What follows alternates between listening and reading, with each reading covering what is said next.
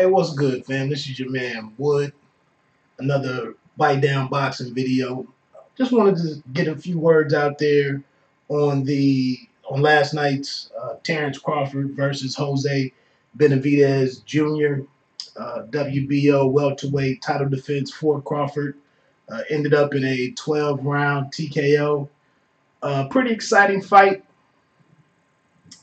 Really, like I said, I'm just playing around tonight. Obviously, you can see I've done a couple of things with the layout that I was talking about when I was trying to get the live stream project together, a live stream presentation and everything. So still toying around with it a little bit. You'll see it's a lot of stuff to mess with. I'm not going to get into all of it tonight, but I did want to touch on the fight and kind of continue, be consistent with my coverage and whatnot.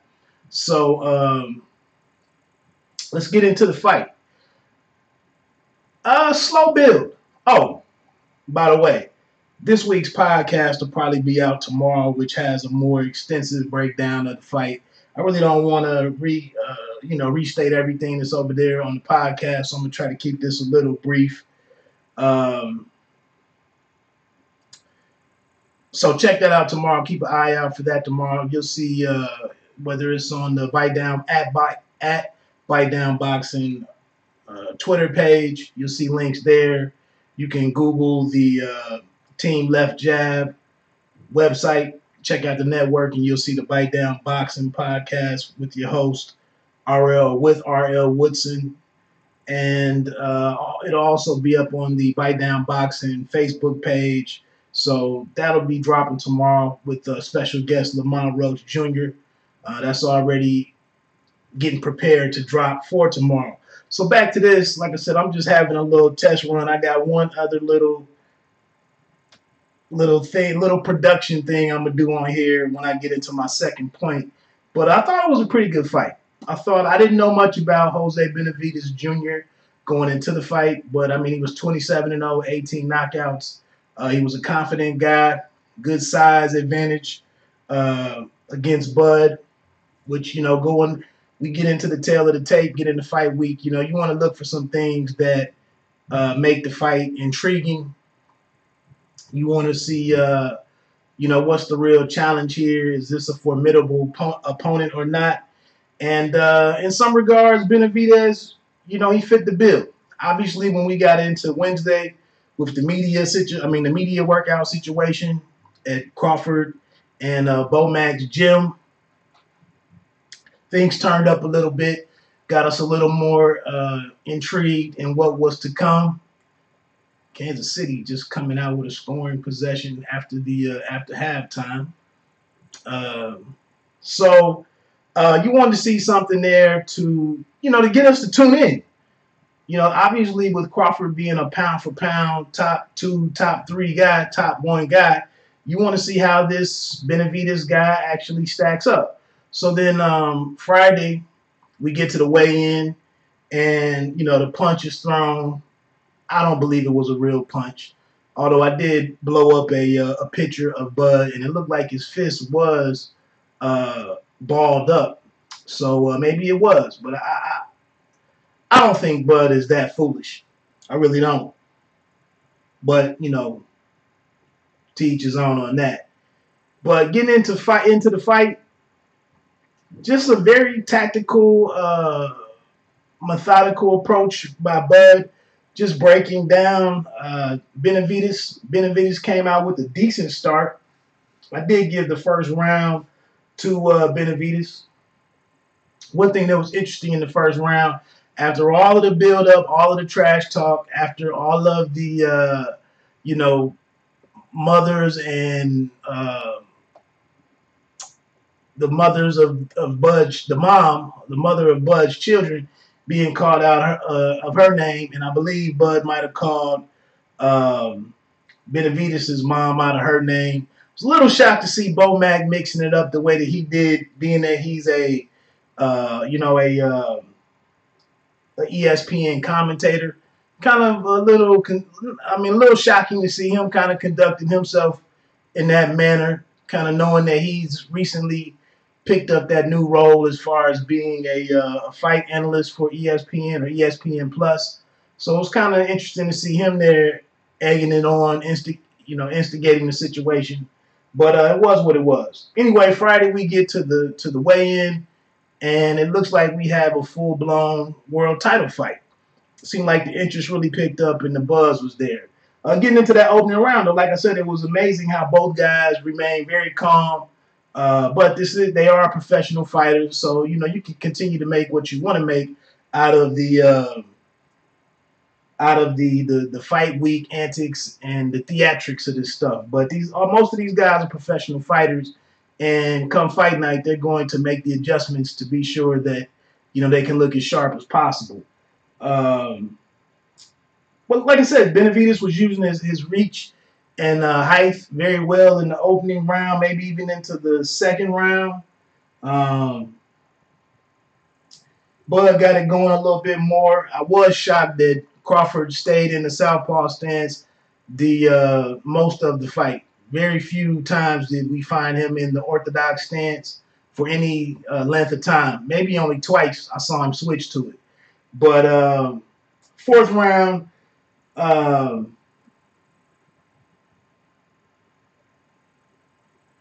Jose Benavidez landed a very good left hook in the opening minute of that fourth round, and then to close the shot, he landed to close the round, he landed that big right hand to the body that kind of got Bud off balance a little bit. I mentioned on the podcast, I'm not so sure the punch landed that cleanly because Bud's elbow was down there, and it looked like he kind of defended it halfway or partially, but it's still the force of the punch seemed like it was enough to rock Bud a little bit backwards, and looked like one of the best shots for Benavidez at that point.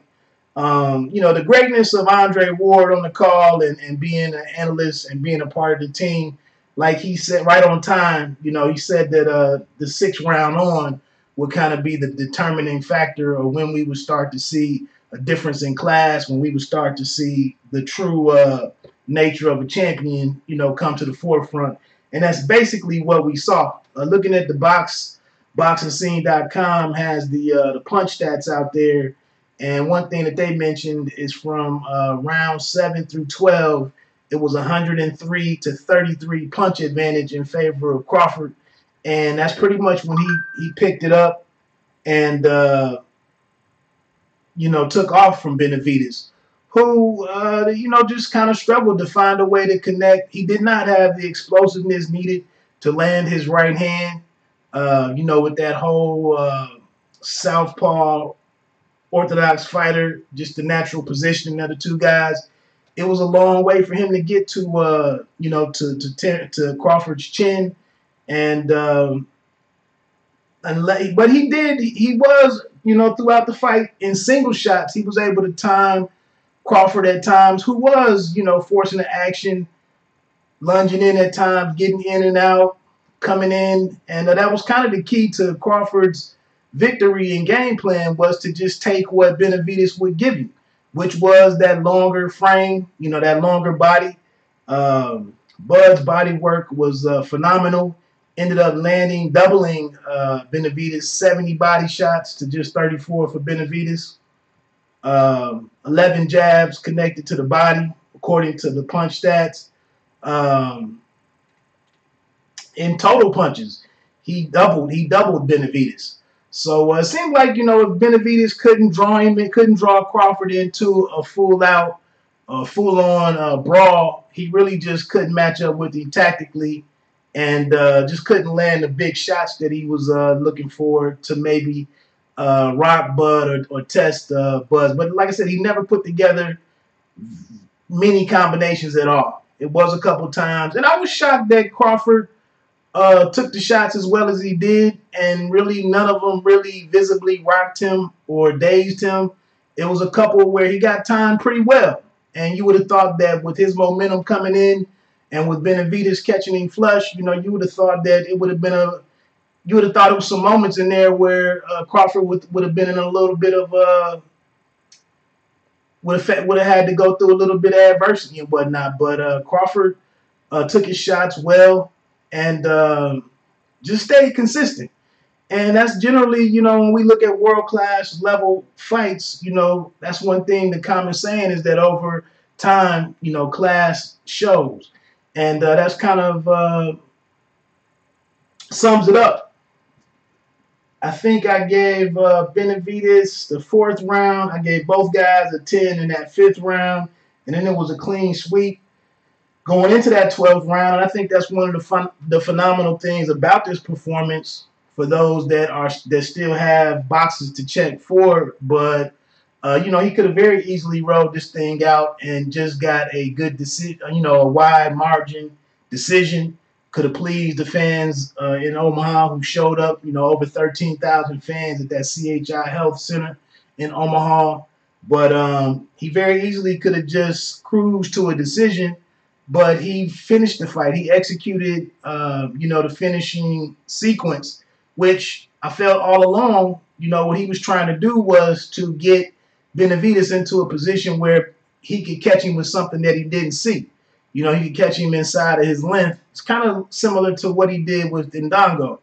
And that was why Benavidez was successful earlier in the fight, because he sat back and he saw everything. He saw all of the punches. He was able to he wasn't able to get out of the way, but he basically was able to brace for everything because he did a good job in making sure that he saw everything that Bud was doing. But in that first knockdown with the right uppercut, that was one of the times where Bud got him into throwing his longer punches, and Bud was inside of that and caught him with that right uppercut and put him down with one shot, which, kind of suggests that Bud does have some power up there, welterweight. Another thing I mentioned on the podcast was it was kind of, if we do look ahead to Spence and Crawford, with Crawford coming in at just 145 and some change on weigh-in, he's a smaller welterweight. And for those of you out there that really favor Crawford, to wipe the floor with Bud and to blow Bud away, I can see that. I can see that concern. But the one thing about it is, up until last night, Crawford had publicly stated that he wanted that fight. He's called out Spence in the past, and I think it's a good rivalry. Last night he did not mention Crawford. He just said all the best at 147 or something like that, and kind of left it open-ended. But anyway, like I said, I remember times on HBO with Larry Merchant where, the house fighter was blowing away the challenger or the opponent, and Merchant got bored, from the 8th round on. I want to say one time was Roy Jones Jr. But there's probably some lesser fighters too, I'm sure. But guys who couldn't get somebody out of there, and they just, they carried a guy another 3 or 4 rounds, and then, probably some trash talk and some mocking and taunting took place, and Merchant, expressed his displeasure with seeing those types of antics in the ring and whatnot. So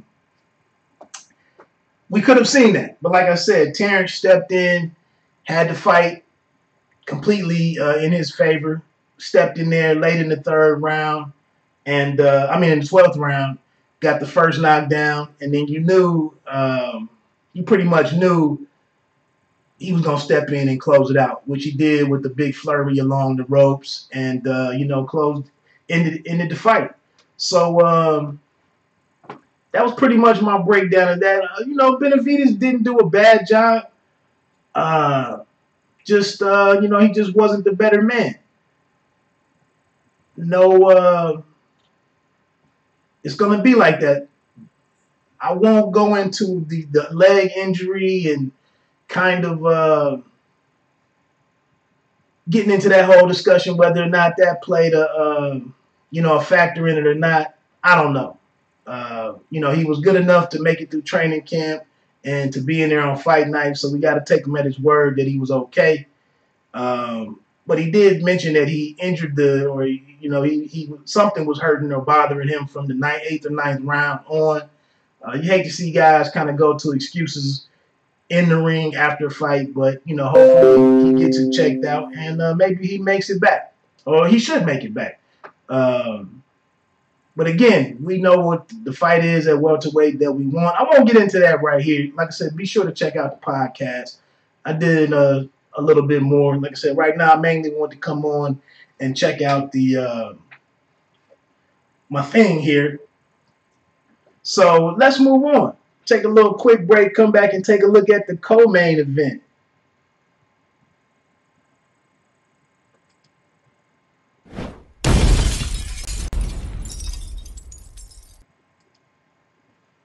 Shakur Stevenson.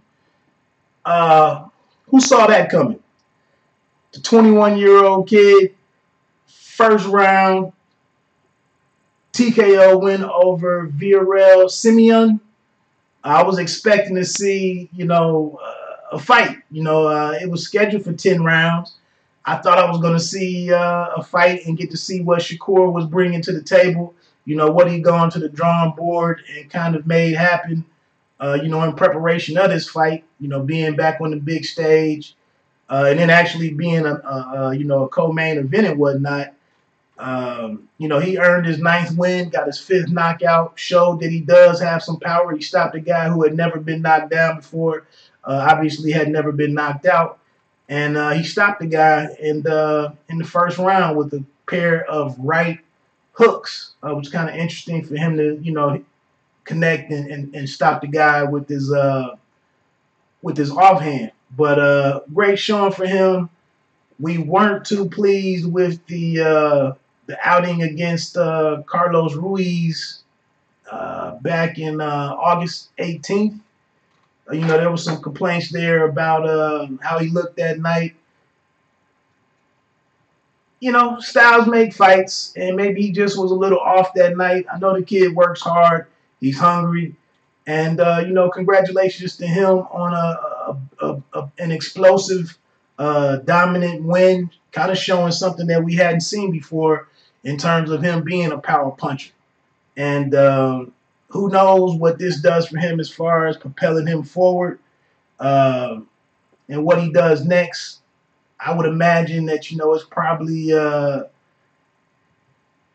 we're not talking about world title fight next outing, hopefully. But he did call out a couple of names in Warrington and Selby. We'll see what happens. But phenomenal night for him. Like I said, 2 knockdowns. One punch knockdowns. So that was phenomenal. We got to see the kid smiling, got to see a little bit more of his personality. And, he silenced the critics for the night. So I'm not going to say a whole lot more on it. Good win for Michaela Mayer, becoming the NABF super welterweight title holder in a dominant, what'd she go, 8 rounds against Vanessa Bradford. Mike Alvarado had a 2nd round knockout of Robbie Cannon. And that's all I'm going to go into. Like I said, I just wanted to test out a few things on the live stream. I still got to get I still got some things to set up. But hopefully next weekend, I know the WBSS has something going on. But that's it, man. This is the Bite Down Boxing, an extension of the Bite Down Boxing podcast. Another video, which is a live stream that should be happening a little bit more frequently. Thing I didn't get to work out tonight, I don't have the split screen thing feature that I wanted to try. I didn't really have anybody to call to test that out. But that'll be the next thing that I kind of make sure is working. And then, like I said, man, Saturday mornings, Sunday mornings, maybe even Saturday night after some big fights, this should be something that's more that you see more frequently. So please subscribe to the channel, the Pay Me No Mind channel. That's kind of where I'll keep all of the Bite Down Boxing stuff. Please hit that subscribe button. And that's it. Like I always say, which I'm personifying it right now, my favorite saying that you don't have to be great to start, but you have to start to be great. I'm out.